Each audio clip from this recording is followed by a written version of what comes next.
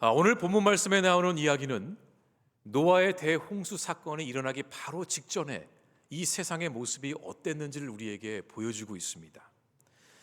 그래서 1절 말씀에 보면은 그 모습을 사람이 땅 위에서 번성하기 시작할 때라고 그랬습니다. 이 번성이란 단어는 또 다른 의미로 가득함이란 뜻입니다. 그러니까 이 아담과 하와 이후에 세상 곳곳에 사람들이 퍼져나가 살기 시작했고, 번성하고 마을을 이루고 도시를 이루고 여러 민족들을 이루는 그런 가득함이 이 땅 가운데 있었다라는 거죠. 자, 그런데 2절에서 문제가 하나 생기기 시작합니다. 하나님의 아들들이 사람의 딸들의 아름다움을 보고 자기들이 좋아하는 모든 여자를 아내로 삼는지라. 자, 여기서 말하는 하나님의 아들들은 하나님을 경외하는 자, 하나님을 믿는 자들을 뜻합니다. 그런데 이들이 사람의 딸들을 보고 아름다움을 깨달았다는 것입니다. 여기 나오는 사람의 딸들은 믿지 않는 자들의 딸들을 의미합니다. 그러니까 하나님을 믿는 자들이 믿지 않는 자들의 그 딸들의 아름다움을 눈으로 보고 그 여자들을 전부 자기 아내로 삼았다라는 것입니다. 여기 2절에서 중요한 단어는 이 보고라는 단어입니다. 눈으로 보았다라는 거죠. 근데 이 보았다라는 이 뜻을 히브리어로 보면은 이 라라는 뜻입니다. 라. 이 뜻은 그냥 눈으로 쳐다보았다 그런 뜻이 아닙니다. 인지하다, 깊게 생각하다, 탐하다, 이런 뜻을 갖고 있습니다. 이 같은 단어가 이 보고라는 이 단어, 이 라라는 히브리어 단어가 성경 곳곳에 이제 보이게 되는데, 이 단어가 여호수아 7장 21절에 나옵니다. 내가 노력한 물건 중에 시날산의 아름다운 외투 한 벌과 은 200세겔과 그 무게가 50세겔 되는 금덩이 하나를 보고 탐내어 가졌나이다. 보소서, 이제 그 물건들을 내 장막 가운데 땅속에 감추었는데 은은 그 밑에 있나이다 하더라. 이게 누구를 얘기하는 걸까요? 여호수아가 여리고성을 점령한 후에 하나님께서 그 성에 있는 모든 것들을 건드리지 말라 그러셨어요. 그냥 그대로 두라 그러셨어요. 그런데 이 아간이란 사람이 그 전리품들을 보더니 그 마음속에 탐욕이 생긴 겁니다. 그 탐욕이 생기자마자 그 전리품들을 가져간 것이죠. 그게 적발이 되어서 결국은 아이성 전투에서 패배하게 된 겁니다. 자, 또 하나가 있습니다. 사무엘하 11장 2절에 보면 저녁 때에 다윗이 그의 침상에서 일어나 왕궁 옥상에서 거닐다가 그곳에서 보니 한 여인이 목욕을 하는데 심히 아름다워 보이는지라. 똑같은 단어입니다. 다윗이 그냥 옥상에 올라가서 저기 어떤 사람이 있구나, 그걸로 끝난 게 아니라 눈으로 보고 주의 깊게 바라보다가 탐욕이 생기고 그것을 갖고 싶다라는 것까지 연결이 된 거죠. 결국 이 보다라는 이 단어는 우리의 욕망과 연결되어 있으며 모든 죄의 출발점이 됩니다. 보는 것으로 시작해서 마음에 품게 되었고 욕망으로 자라서 결국 취하고 말았죠. 이것이 구약에 나오는 이 죄의 패턴이기도 합니다. 그러니까 갑자기 이 죄가 생기는 것이 아니라 늘 눈으로 먼저 봄으로써 탐욕이 생기고 마음속에 들어와 그것이 행동으로 옮겨지는 것, 이것이 성경에 나오는 이 죄의 패턴이라는 것입니다. 우리가 다시 6장 2절 말씀을 보면은 오늘 본문이죠. 하나님을 믿는다는 자들이 육체적인 아름다움을 과시하는 세상의 여자들에게 시선이 빼앗겨서 그들을 탐내며 그들을 취하여 육체적인 쾌락을 추구했다라는 것입니다. 이 말은 그냥 예뻐 보이는 한 여자를 택해서 그 사람이랑 결혼했다라는 그런 의미가 아닙니다. 눈에 보이는 대로 아름다운 모든 것들을 다 자기 아내들로 맞이했다라는 것입니다. 기준이 없다라는 거죠. 보암직스럽고 먹음직스럽고 좋아 보이면 그냥 다 가지고 갔다라는 겁니다.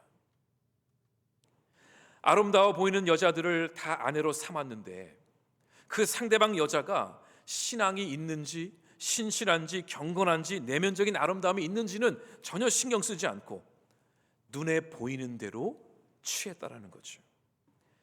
하나님의 아들들이라 불리는 이 자들이, 하나님을 안다고 하는 자들이 하나님의 뜻을 묻지 않고 외형과 욕망을 기준으로 삼아 스스로 악과 선을 판단하게 된 것입니다.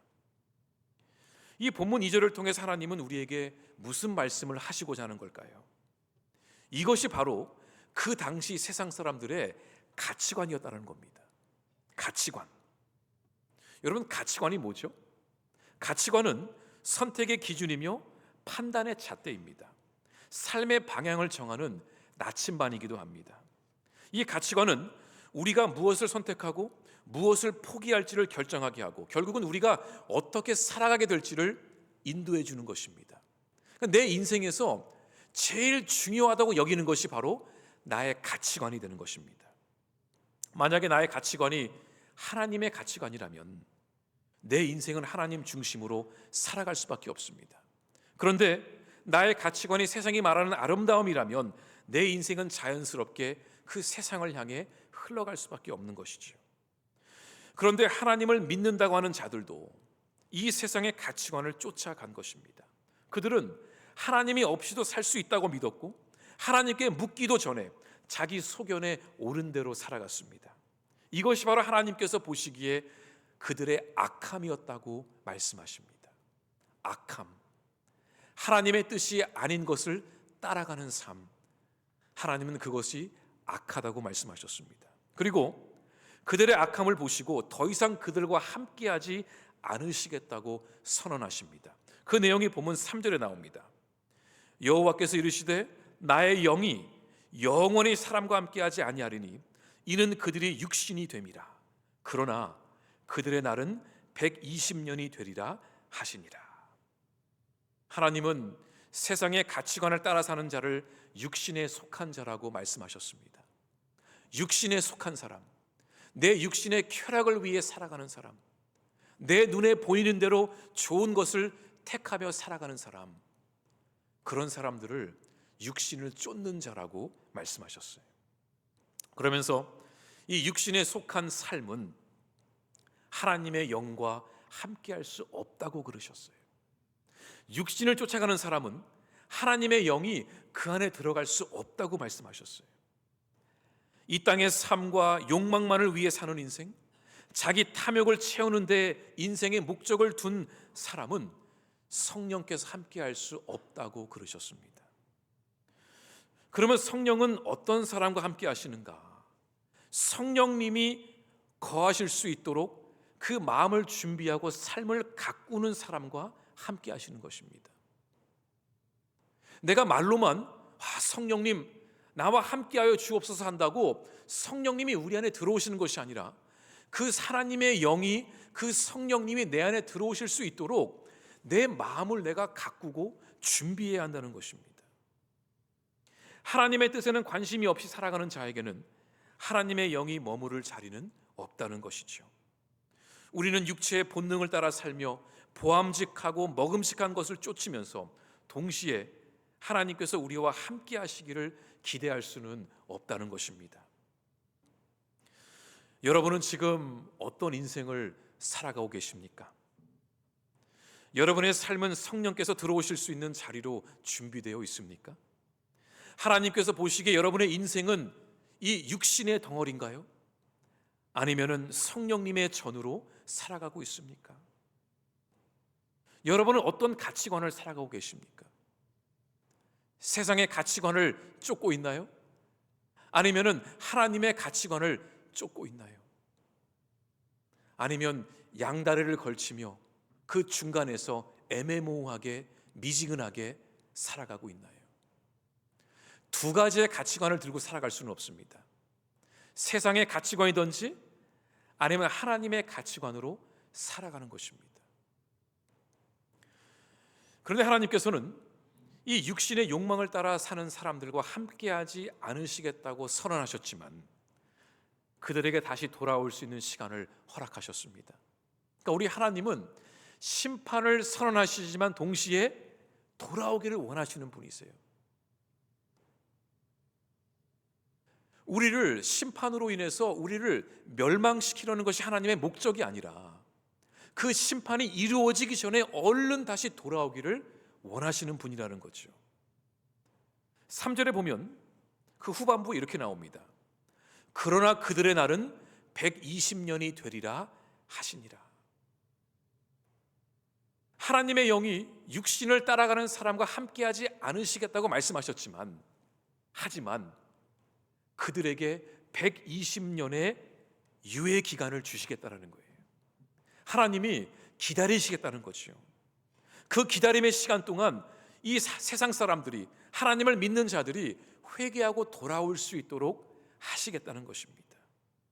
이 120년의 시간 속에 하나님의 기다림이 감춰져 있는 것이죠. 그렇다면 하나님은 어떤 방식으로 이 사람들이 하나님께 돌아올 수 있도록 하셨을까? 그냥 무작정 120년 동안 하나님이 그냥 기다리셨을까요? 그건 아니었습니다. 우리가 요나의 이야기를 보면은 하나님께서 그 아수르의 수도였던 니느웨의 백성들의 악함을 보시고 그들을 심판하시기로 결정하셨습니다. 하지만 그 심판이 있기 전에 하나님의 선지자 요나를 니느웨에 보내십니다. 왜 보내셨을까요? 그 요나를 통해서 회개의 메시지를 전하게 하기 위함이었습니다.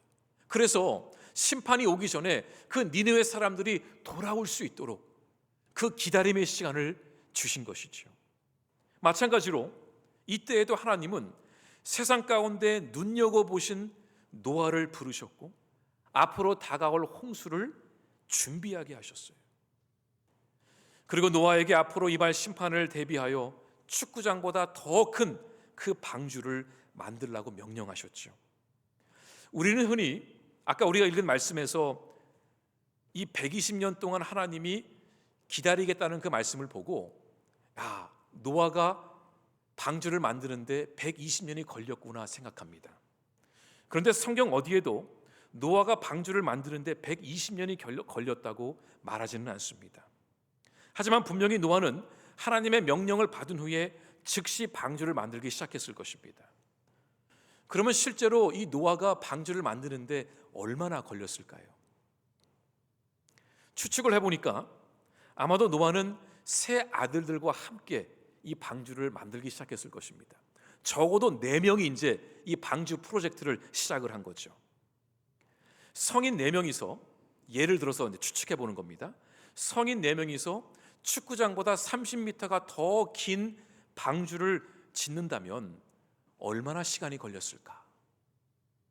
이 성경에 기록된 방주의 크기를 보면은 길이가 135m, 너비가 22.5m, 높이가 13.5m로 해서 3층의 구조를 갖고 있는 방주였습니다. 현대 기준으로 보면은 거의 중형 화물선에 해당하는 규모입니다. 그런데 그 당시에는 전기도 없었고 기계도 없었습니다. 목재, 운반, 건조, 가공, 조립까지 모두 수작업으로 해야 했습니다. 또 방수를 위해 역청을 바르는 그 일도 전부 손으로 해야 했죠. 그래서 이 모든 것을 고려해서 제가 AI에게 한번 물어봤습니다. 그러자 재밌는 답을 주었습니다. 성인 4명이 하루 작업량을 기준으로 연 300일 노동한다고 가정했을 때에 방주의 뼈대만 만드는데 30년이 나오더라고요. 30년. 여기에 목재 건조와 운반, 왜냐하면 이 방주를 바닷가 옆에 지은 것이 아니라 평지에 지었기 때문에 이 목재를 운반하고 건조하는 작업, 또 만든 다음에 재작업과 보강, 또 역청을 바르는 그 방수까지 다 포함하면 AI가 친절하게 가르쳐 주기를 적어도 45년에서 60년은 걸렸을 것이다 그러더라고요. 하지만 이 노아는 하나님의 심판이 임할 것을 알았기 때문에 이 방주의 심각성을 잘 알았을 것입니다. 그러니까 결코 이 방주를 만드는 데 있어서 게으름을 피지 않았을 것입니다.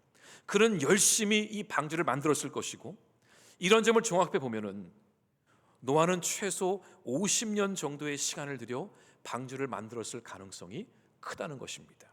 물론 이것은 이 AI가 물리적 조건과 노동량을 기준으로 계산한 합리적 추정일 뿐입니다. 성경은 방주가 얼마만큼 걸려서 만들었는지 말하지는 않습니다. 그런데 분명한 한 가지 사실이 있습니다. 방주를 만드는데 120년이 걸리지는 않았다라는 것입니다. 이것은 분명한 사실입니다. 방주가 완성되자마자 그날 저녁부터 홍수가 임한 것이 아니라는 거죠. 다시 말해 이 방주는 120년 동안 계속 만들어야 하는 건축물이 아니었다라는 겁니다. 그렇다면 이 노아의 방주의 목적은 무엇이었을까요? 궁극적으로는 홍수가 시작될 때에 노아와 그의 가족이 들어가 있기 위함이었습니다. 그런데 예를 들어 노아의 방주가 50년에 걸려서 만들었다면, 그리고 홍수가 오기까지 120년이 걸렸다면 방주를 만들고도 적어도 70년이라는 시간 동안 그 방주가 평지 위에 세워져 있었던 것입니다. 그리고 그 50년이란 그 시간 동안 이 노아와 그의 아들들이 이 방주를 만들기 위해 날마다 망치질을 하고 못을 박고 목재를 운반하고 얼마나 난리가 아니었을 거예요. 그 모든 과정을 세상 사람들은 지켜보았다라는 거죠. 50년 동안. 그리고 속으로 야, 저거 미친 거 아니야? 누가 평지에 방주를 만들어? 그리고 방주가 완성된 뒤에도 그 평지에 어마어마한 방주가 세워져 있는 것을 온 세상 사람들이 홍수가 오기 전까지 봤다라는 거예요.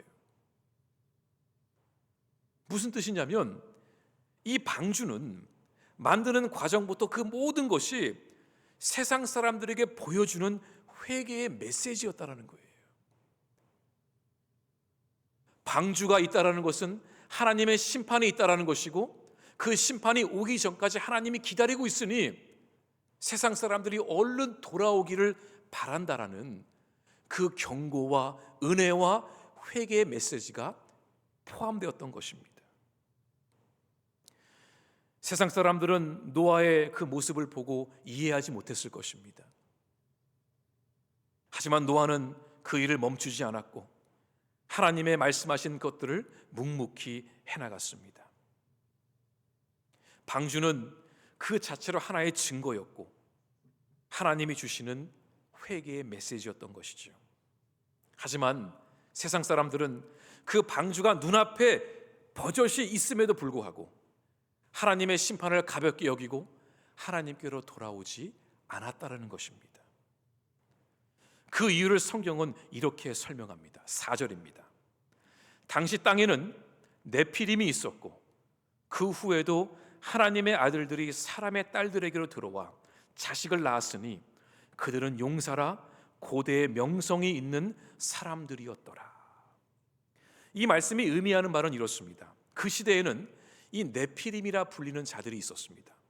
어떤 학자들은 네피림이 신적인 존재다, 영적인 사람들이다, 천사들이다 이런 해석을 해놓지만 민수기에 보면은 이 네피림이라는 사람들은 인간이었음을 우리는 알게 됩니다. 근데 이 네피림들이 누구였냐면 오늘 말씀을 보면은 이들은 하나님의 아들들과 사람의 딸들 사이에 태어난 자들이었습니다. 그리고 성경은 그들을 거인, 그리고 용사, 그리고 고대의 명성이 있는 자들이라 불렀습니다. 다시 말해 이 네피림들은 세상적으로 성공했고 영향력이 있었으며 사람들이 우러러보는 존재들이었다라는 거죠. 사람들은 그들을 네피림이라 불렀다는 것입니다. 그런데 앞서 살펴본 것처럼 하나님의 아들들은 하나님을 믿는 자들이고 사람의 딸들은 하나님을 믿지 않는 자들이었기 때문에 이 믿는 자와 믿지 않는 자들이 가정을 이루어서 그 가정에서 자녀를 낳았는데 그 자녀를 양육함에 있어서 하나님의 말씀이 아니라 세상의 가치관으로 키웠다는 것입니다. 그 결과 하나님의 아들들과 사람의 딸들 사이에 나온 그 자녀들이 세상의 가치관으로 양육이 되어서 그들은 결국 세상에서 인정받는 용사가 되었고 명성이 있는 자들이 되었다라는 거죠. 그리고 사람들은 그런 네피림을 부러워하듯이 바라보았다라는 것입니다. 우리 자녀들도 저런 네피림처럼 키워야지, 강하고 거인 같고 위대하고 명성이 있는 자들처럼 키워야지. 그 가치관 속에 사람들은 계속해서 살아갔다는 것입니다. 세상에서 하나님의 뜻을 따라 자녀를 양육하는 것이 목표가 아니라 성공하고 이름을 떨치는 명성이 있는 사람들이 되는 것이 목표가 되었다는 것입니다. 그래서 그들은 노아의 방주가 눈앞에 있었음에도 불구하고 하나님을 경외하는 삶을 살았던 것이 아니라 세상의 가치관을 붙들고 세상의 아름다움을 추구하며 그것을 쫓으며 살아갔던 것입니다. 오늘날로 말하면은 하나님을 믿는다고 말하는 부모들이 자녀들을 키울 때에 하나님의 말씀대로 키우기보다는 세상의 기준과 가치관을 따라 키운 것입니다. 말씀을 따라 사는 사람을 키우는 것이 아니라 유명한 사람, 명성이 있는 사람, 많이 누리고 많이 가지고 남들 위에 서 있는 그런 자녀들이 되기를 바라며 키운 거랑 똑같은 것이죠. 그렇게 네피림처럼 사는 삶의 인생을 성공이라 여기며 자녀들을 그렇게 가르쳤다는 것입니다. 눈앞에 방주가 있는데도 불구하고 말이죠. 하나님은 하나님의 아들들과 믿지 않는 사람들이 전부 돌아올 수 있도록 충분한 기회를 주시고 오래 참고 기다리셨습니다. 하지만 그럼에도 불구하고 끝내 돌아오지 않는 자들을 보시며 하나님은 한탄하셨다고 오늘 말씀은 말하고 있습니다. 6절입니다. 땅 위에 사람을 지으셨음을 한탄하사 마음에 근심하시고 그랬습니다. 여기서 말하는 한탄이 무엇일까요? 원통함과 깊은 슬픔입니다. 한숨을 쉬며 탄식하는 것입니다. 소리내어 슬퍼하는 것입니다. 여기서 중요한 것은 지금 하나님은 회개하지 않는 자들을 보시며 분노하신 게 아닙니다. 그래 120년만 돼봐, 너희들 다 끝이야, 그런 마음으로 기다리신 것이 아니라 이 백성들이 왜 돌아오지 않는지, 왜 하나님께로 돌아오지 않는지, 왜 여전히 하나님의 뜻대로 사는 것이 아니라 세상의 가치관을 붙들고 살아가려고 하는지 그 모습을 보시고 하나님이 탄식하셨다는 거예요. 깊게 슬퍼하셨다는 거예요.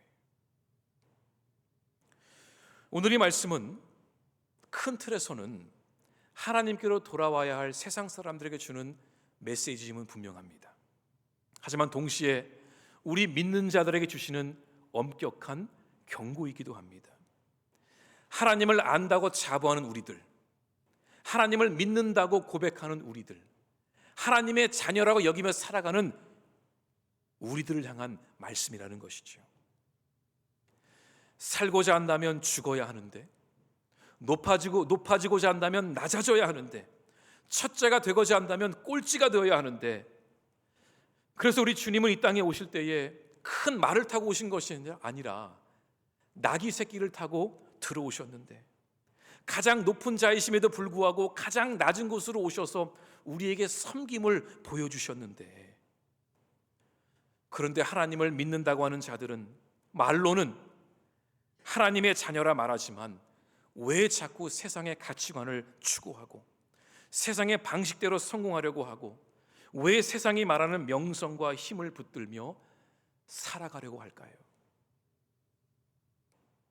하나님께서 이 시대를 살아가는 성도들을 보시며 뭐라고 하실까요?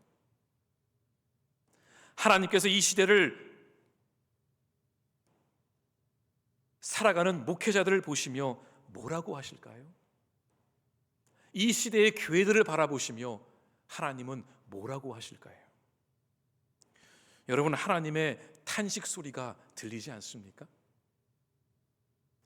제가 지난번에 여러분께 우스갯소리로 제가 이제 학교를 다시 가게 되니까 너무 떨리고 기대가 된다고 말씀을 드렸어요. 그런데 사실 제가 이번에 학교를 가게 되면서 제 마음에 어떤 기대감과 소망이 찾아왔냐면, 지금 이 시대의 신학생들은 절반 이상이 목회를 포기하고 있습니다. 신학교를 들어갔다가 무너지는 교회와 무너지는 목회자들을 보고 낙심해버린 거예요. 야, 그래 나도 저런 교회를 꿈꿔야지. 저런 목사님처럼 돼야지. 물론 목사가 하나님은 아니지만 그래도 존경하고 뭔가 따라갈 수 있는 그런 모델이 있어야 우리 신학생들도 꿈을 가지고 새로운 교회들을 개척해 나갈 텐데, 이 시대의 교회들과 목회자들을 바라보니까 너무 실망스러운 거예요. 그 20대의 신학생들이 바라볼 때에도 이 교회가 너무 우스워 보이고 목회자들의 행보가 너무 아닌 거예요. 그러니까 신학교와 신대원을 졸업하고 다 다른 길로 가는 겁니다. 다른 길로 가는 것이 나쁘다는 것이 아니라 신학을 공부하고 다른 직업을 가질 수도 있죠. 그런데 낙심하고 실망해서 교회를 떠나고 그런 모습이 너무 안타까운 거예요. 저의 기대와 소망은 제가 이제 신대원의 이 언더커버로 들어가서 이 시대가 비록 안타까운 현실 속에 있지만 모든 교회들이 그런 것이 아니다. 모든 목회자들이 다 그렇지가 않다. 여전히 교회를 꿈꾸고 여전히 목회자가 좋은 목회자가 되기 위해 몸부림치는 자들이 아직도 있다. 이 메시지를 나누고 싶은 거예요. 사람들이 묻겠죠, 저한테. 너는 왜 그 나이에 학교에 왔냐고. 그럼 저도 말하고 싶은 거예요. 나라고 오죽해서 왔겠냐. 그런데 우리 교단들이 지금 문제가 많다. 개혁해야 된다. 내가 보기에도 답답한데 하나님이 보시기에는 오죽 답답하겠냐. 하지만 그것이 하나님이 준비해 놓으신 질서이고 하나님의 방법이라면 우리는 그 질서와 틀 안에서 또 새롭게 바꾸어가고 개혁해야 되지 않겠냐라고 말하고 싶은 거예요. 무조건 아니다 하고 버리고 그런 것이 아니라 새롭게 만들어가기 위한 몸부림과 그런 개혁의 움직임이 있어야 하지 않겠냐라는 거죠. 그 역할을 이 시대의 신학생들이 하지 못하면 여러분의 손주들은 누가 책임질 수 있을까요? 그런 마음이 드니까 하나님의 그 한탄과 탄식함이 제 안에 들려오는 거예요. 이 시대의 교회와 이 성도들과 목회자들을 바라보시면서 하나님의 마음이 얼마나 아프실까. 하지만 그렇다고 여기서 끝내는 것이 아니라 소망을 가지고 나아가야 하지 않을까요? 아까 4절에 등장한 네피림의 특징을 한번 보면은 세 가지의 특징이 나옵니다. 이 네피림의 특징이죠. 하나는 거인이었고 용사들이었고 명성이 있었다고 그랬습니다. 거인, 용사, 명성, 이게 무엇을 뜻할까요? 그때나 지금이나 세상이 추구하고 원하는 가치관이라는 거예요. 세상은 크고 강하고 유명한 것을 좋아합니다. 그것이 성공이라고 생각합니다. 그런데 오늘날 우리 교회의 모습도 똑같다라는 거예요. 우리 교회는 오늘날 노아의 방주의 역할을 해야 됩니다. 세상 곳곳에 이 방주 같은 교회들이 세워져서 사람들에게 하나님께로 돌아올 수 있도록 그 역할을 해야 하는 것이 교회의 임무입니다. 하나님의 은혜를 깨닫고 다가올 심판을 준비하며 세상의 원리가 아니라 하나님의 원리로 살아가야 함을 가르쳐주는 곳, 그곳이 바로 교회이고 방주인 거죠. 그런데 이 시대의 교회들이 다 네피림이 되고 싶어하는 거예요. 교회가 크고 부유하고 유명해져야 성공한 교회라고 생각합니다. 목사들은 어떨까요? 목사들도 네피림병에 걸려서 더 높아지고 유명해지고 힘 있는 자가 되려고 합니다. 하나님은 이 시대를 보시며 한탄하고 계세요. 안타까워하세요.